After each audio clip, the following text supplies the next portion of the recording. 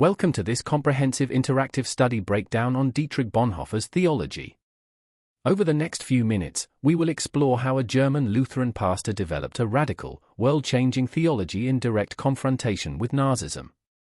Bonhoeffer's ideas, cheap grace versus costly grace, religionless Christianity, and the world come of age, are not just historical curiosities, they are essential for understanding modern debates about faith, secularization, and ethical responsibility. For WJEC A-level candidates, mastering these concepts is crucial for top-band AO1 and AO2 performance. Let's begin. Let's map out Bonhoeffer's core ideas. At the center is his distinction between cheap grace and costly grace.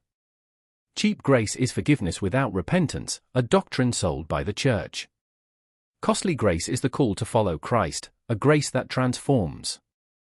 From this spring his later prison concepts, religionless Christianity, faith stripped of metaphysical language, and the world come of age, where humanity solves its own problems.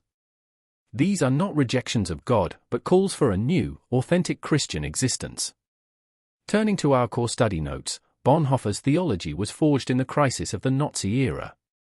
The confessing church emerged from the Barmen Declaration of 1934, drafted mainly by Karl Barth. This declaration famously rejected the Führer principle and any claim that the state could be a source of divine revelation. For Bonhoeffer, this was not just politics, it was ecclesiology, the church must obey Christ alone. This led to the Finkenwald community and his book Life Together, a practical demonstration of costly grace. Bonhoeffer's theology evolved through distinct phases. In the 1930s, his focus was discipleship and the church's obedience. The cost of discipleship attacked cheap grace and called for a life of following Christ. Then, through Finkenwald, he developed a theology of community. But in prison, his thinking radicalized. He wrote about a religionless Christianity for a world come of age, a faith that doesn't need God as a working hypothesis. Finally, his involvement in the plot to assassinate Hitler raises the ultimate ethical question: can costly grace justify tyrannicide? This progression is essential for AO2 evaluation. Let's work through a typical AO1 exam question. To secure top marks, you must define both terms precisely. Cheap grace is not just easy forgiveness, it's the institutionalization of grace without the call to follow. Costly grace is the grace that calls the believer to discipleship and gives the strength to obey. Examiners want you to show that the difference is not about earning salvation, but about the nature of grace itself. Quote Bonhoeffer, "Grace without the cross, grace without Jesus Christ, living and incarnate." Watch out for common pitfalls. First, religionless Christianity is not atheism, it's a call for a new mode of faith without religious crutches.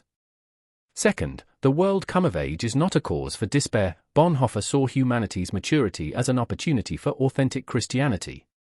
Finally, never separate Bonhoeffer's ideas from his life. Examiners reward answers that show how his biography enacts his theology, especially his move from pacifism to tyrannicide.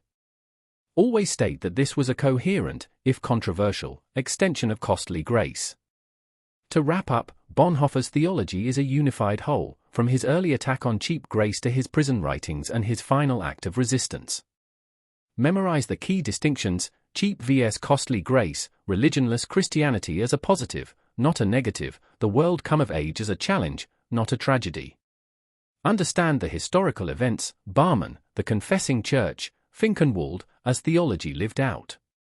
And for your AO2 evaluation, be prepared to discuss whether his participation in the assassination plot was consistent with his theology. Master these, and you will excel in your WJEC examination.